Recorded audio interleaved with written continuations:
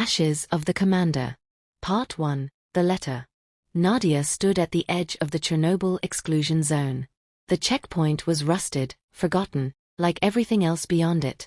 38 years had passed. Since the explosion. Since the silence. Since the man they called Commander Dmitri Volkov disappeared on the roof of Reactor 4. Her father. They said he died a hero. But they never found his body. No astis. No grave. Only his name, quietly removed from records. She tried to let it go. Until last week. A plain envelope arrived. No return address. No message. Only a single sentence typed in bold, military font. He never left the roof. Inside, a photo. Black and white. The crumbling roof of Reactor 4, lit by morning fog. And a figure. A firefighter in full gear. Helmet low. Posture unmistakable. She'd seen that stance before, in one old photo, hanging in her childhood home. The same shoulders. The same grip. It was him.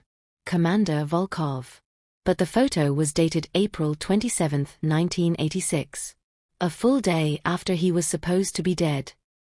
The exclusion zone swallowed her step by step. The sky was the color of smoke. Birdsong had long since abandoned the trees. The air felt thick. Watched. She walked slowly past Pripyat's decayed shells. Soviet murals flaked into dust on brick walls. Playgrounds leaned like they were tired of waiting. Then she saw it. Reactor 4. The new safe confinement arched over the ruin like a sealed tomb. Steel ribs. Silent vents. A sarcophagus for what should never breathe again. Her Geiger counter clicked once. Then fell quiet. And just for a second. On the roof. She saw someone standing. Helmeted. Still. Watching her. She blinked. Gone. Only rust. Only fog. But something. Stayed. Ashes of the Commander. Part 2, City of Ash. The gates of Pripyat creaked as Nadia pushed them open. Wind whistled through broken windows and the hollow ribs of apartment blocks. The city had once been alive, loud laughing. Now it was a frozen breath held too long. Paint peeled in curls from school walls. Gas masks still littered the floors like scattered toys. Even the dust here seemed older than time. She stepped into the fire station first. The place where her father had reported the blaze. Where the call had come in. Where the trucks rolled out into the fire that couldn't be seen. Inside, the walls were blackened by time. Helmets lined the bench along the far wall. Each one dusty. Cracked. Except one. It sat upright. Clean. As if placed. As if waiting. Nadia reached out, fingers trembling. The helmet was warm. She recoiled. Then noticed something scratched into the wall behind it. Faint Cyrillic letters, carved by hand. On остался. He stayed. That night, she set up her camp in the shadow of the amusement park. The Ferris wheel loomed overhead. Its yellow cars swayed gently in the breeze. Though the air felt still. Nadia lit a small lantern and flipped open her father's logbook. She had found it beneath the station floorboards. A final shift report, dated April 26. 2:23 a.m. Roof breach confirmed. Extreme radiation. Team ordered to withdraw. I will remain. Volkov. She reread the line again. I will remain. The silence thickened. Even the insects had gone. Then she heard it. Marching boots. Slow. Measured. Coming from the direction of the Ferris wheel. She stood. Lantern in hand. The shadows were empty. But the sound continued. Crunch. Crunch. Boots on ash and broken glass. She turned to her left. There, just beyond the edge of light. A figure in a fireman's coat. Not walking. Not approaching. Just standing. Helmet low. Watching. Ashes of the Commander. Part 3, Reactor Silence. The closer Nadia walked to Reactor 4, the more the air began to feel wrong. The exclusion zone had been silent since the beginning. But this was a different kind of silence. A silence that felt like listening. Heavy, waiting. The metal gate surrounding the new safe confinement was still locked, but the latch had rusted clean through. She stepped inside. The sarcophagus towered above her. It groaned faintly, like something shifting behind walls too thick to see. Inside the loading corridor, her flashlight flickered. Twice. Then the Geiger counter came to life, not screaming, but clicking in a pattern. Steady. Measured. Like breathing. She descended one level into the lower corridor. Pipes overhead. Radiation signs. Dust that refused to settle. The control rod's chamber was sealed. But the lock on the viewing hatch wasn't. She opened it slowly. Inside, the chamber was pitch black. And then, a spark. Just one. And from the dark, a whisper. Nadia. She froze. There was no one else in the reactor. The sound came again. Dry.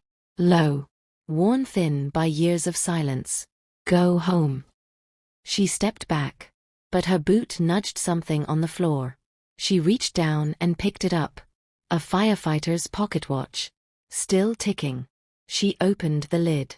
Inside, engraved on the cover. DV, to stay is duty. She ran up the corridor stairs. But halfway up, the overhead lights flickered on. The system had no power. And yet one by one, every hallway light blinked to life. Buzzing. White. Watching. Behind her. Footsteps. Slow.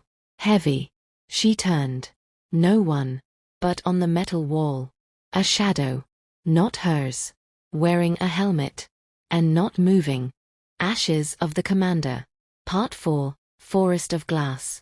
A sleepy, creepy mystery. Nadia fled the reactor tunnels by dawn. Her breath fogged in the pale morning air, though the Geiger counter had grown quiet again. She didn't sleep.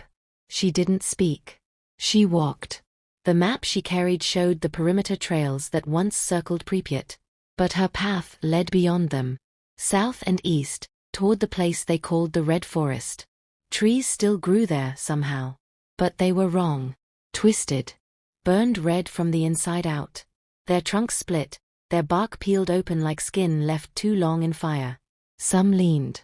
Some creaked. And some, she could swear, watched. The deeper she walked, the quieter it got. No insects. No birds. No wind. Only the sound of her boots. And her heartbeat. Until she saw it. A narrow trench, half collapsed, led to a small concrete structure buried in the slope. An old Soviet emergency bunker. Its door was open. And light spilled out. A warm, yellow light. She approached slowly. Her dosimeter pulsed faintly. Inside. A metal chair. A flickering desk lamp. And above the desk, a framed photograph. Fire Brigade 6. Standing in front of their truck. All smiles. And in the center, Commander Volkov. Someone had scratched a line across the glass, right through his eyes. Then she heard the voice. Nadia. It was behind her. She turned. Nothing. But the trees had shifted. The shadows had changed. Another voice, fainter. Whispering. A chant. She stepped out of the bunker and looked up the hillside. There, a line of helmeted figures stood at the treeline. Still. Silent. One raised an arm. Pointed at her. Then they vanished. Ashes of the Commander. Part 5, The Core That Remains. Nadia wandered back toward Reactor 4 as dusk fell again. The road was cracked. The moss beneath her boots was soft. She walked without question. As if pulled. The Geiger counter had gone silent. No clicks. No warnings. Just the sound of the wind whispering through dead metal. And somewhere far behind her, marching. But only when she didn't look. She passed the old sarcophagus. Its skeletal scaffolding loomed in the last light of day. The sky flickered gray to black. And then, a low hum. Familiar. Mechanical. She followed it to a breached service tunnel. Inside, the air was thick with heat. And there, in the chamber beyond the elephant's foot, he stood. Commander Volkov. His helmet was gone. His eyes were blackened. His coat charred, yet whole. He did not look surprised to see her. "You shouldn't have come back," he said. His voice echoed, not loud but far, as though spoken through dust and years. "I had to know," Nadia whispered. "I had to see." The commander turned slowly. Behind him, the elephant's foot pulsed, glowing dully beneath thick glass. "It was never the fire we were sent to stop," he said. "We were ordered to seal something in." He raised his gloved hand and pointed to a hatch behind her. It had no handle, only a welded plaque. "Do not open, by order of state." "You opened it, didn't you?" he asked quietly. "Back in the forest." Nadia stepped back. The lights overhead flickered. Her skin itched, heat without heat. The commander's shadow stretched behind him. Except, he had no shadow. The glow behind him passed through him. He stepped closer. "You have to go," he said. "But not both of us."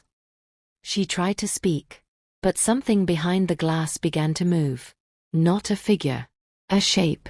As if the core itself had been waiting. The commander removed his badge, placed it gently into her hand, then turned, and stepped into the chamber, into the light. The hatch slammed shut behind him. Nadia woke alone near the checkpoint. No bag. No map. Only the badge in her hand. And one final click from her Geiger counter. Then silence.